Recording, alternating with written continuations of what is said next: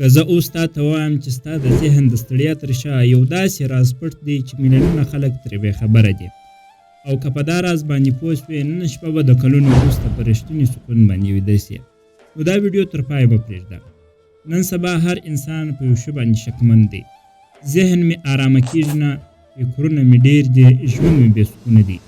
په کور کې فشار، په موبایل کې شوق، په سوشل میډیا کې رقابت، په بازار کې اضطراب، او انسان هره ورځ د بدن نه بلکې د ذهن څخه چې دی هغه ستړی کېږي.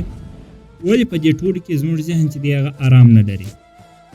لومړی راز، راځئ موږ حقیقت ووایو. موږ د موبایل غلامان سوي یو. انسان په 24 ساعتونو کې لږ تر لږه د 4 څخه تر 8 ساعتو پورې په سکرین کې تېروي. ټیک ټاک، سکرول، بدلېدونکې ویډیوګانې، دا ټول زموږ د ذهن سره داسې کوي لکه څوک چې د کمپیوټر ریم په زوره سره ډکوي.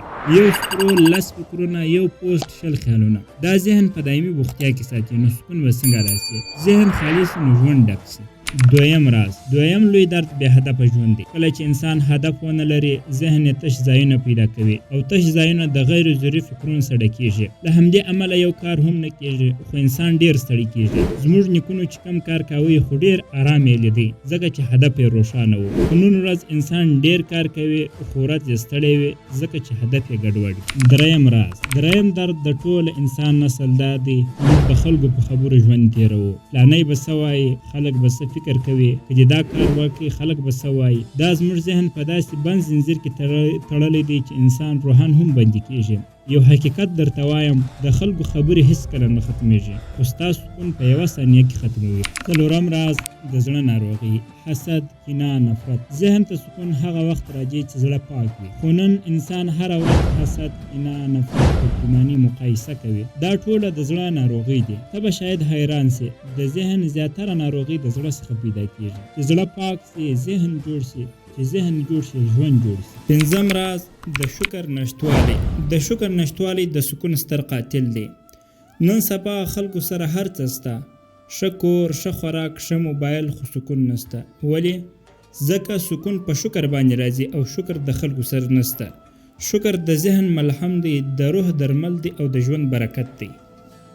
حل لارې: دلته 3 ساده رازونه چې په هغه سره ذهن آرام پیدا کوي. لومړی، د ورځې لږ تر لږه 10 دقیقې خاموشي. نه موبایل، نه خبرې، فقط تنفس. دا د ذهن ریسټ کوي. دویم، هره ورځ یو هدف. لیکلی هدف ذهن ته تمرکز ورکوي.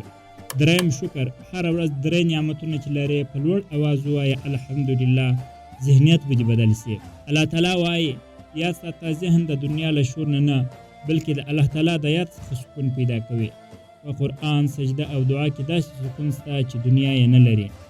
که ته هم د ذهن په سکون پسې ګرځې، دا رازونه په ژوند کې عملي کړه. که یې ګټه درته وکړله، نور انسانان هم د دې ویډیو څخه بې برخې مه پرېږده. ستا په یو پله شیر کولو سره د یوې انسان ذهن ته سکون ورتللی سي. الله تعالی دې ستا ذهن، زړه او ژوند په سکون ډک کړي.